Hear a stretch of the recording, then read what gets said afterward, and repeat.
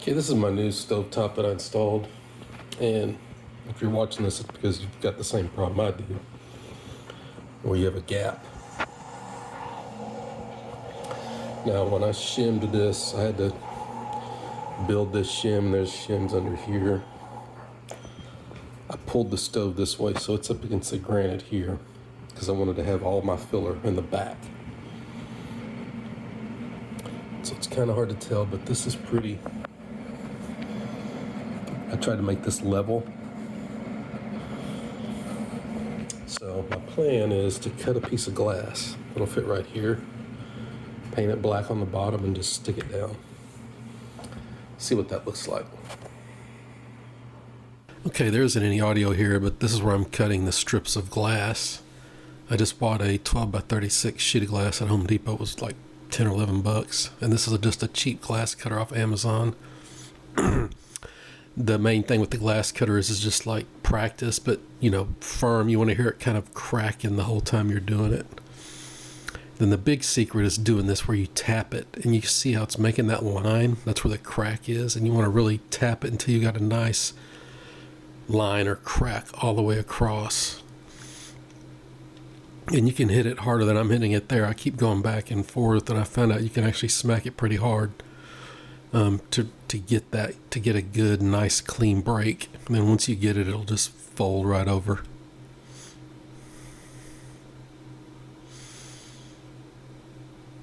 Yeah, you can see how it just pops right off.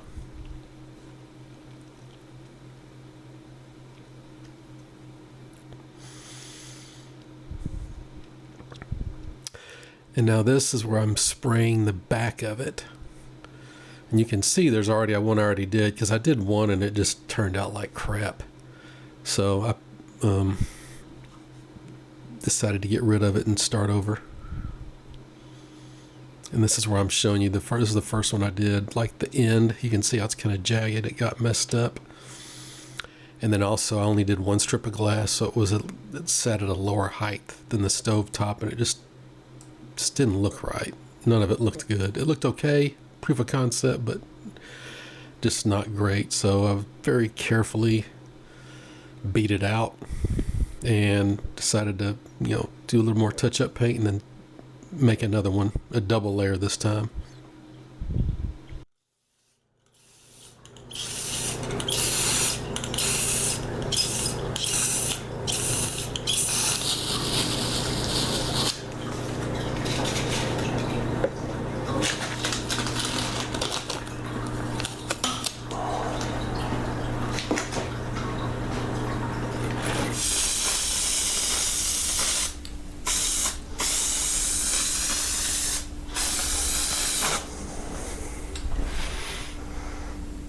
My arm is blocking it, but I'm actually laying the second strip of glass on top of the first one.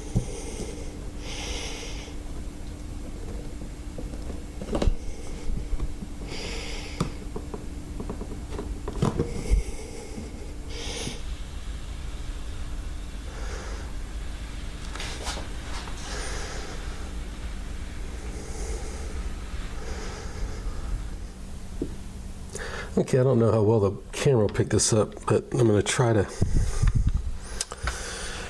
grind this edge off right here to get these equal.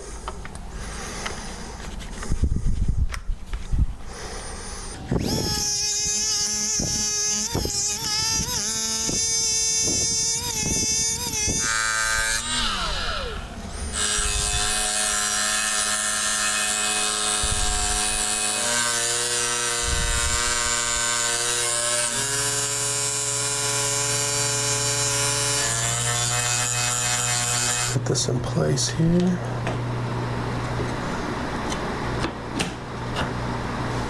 I think I've got that one matched good, and I like all of this. This radius kind of matches this one, and then this kind of just tucks in. Just break the corner and it tucks in right there.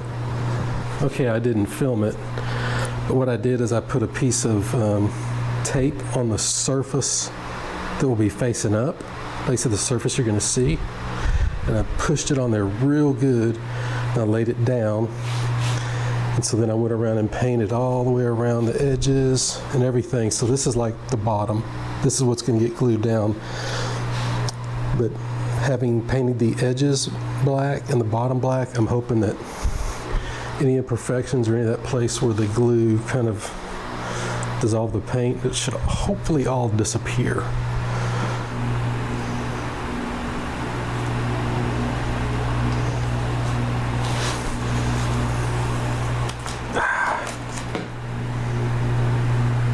Okay, now what I'm doing is using some RTV to glue it down.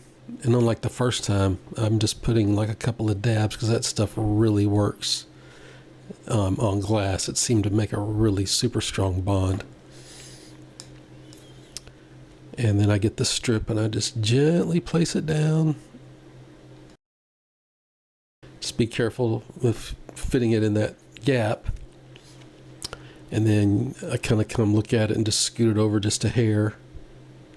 And then I get a towel to kind of gently press it down into the RTV.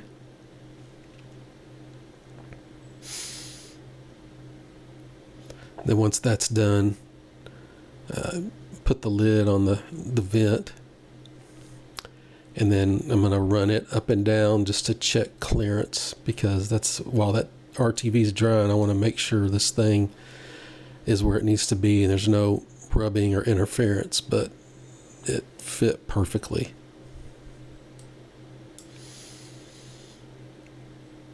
So overall, I would say I'm really happy with the way this turned out. Putting those bevels on there really is what makes the difference visually. When you're just looking at it, it just looks like it's supposed to be there.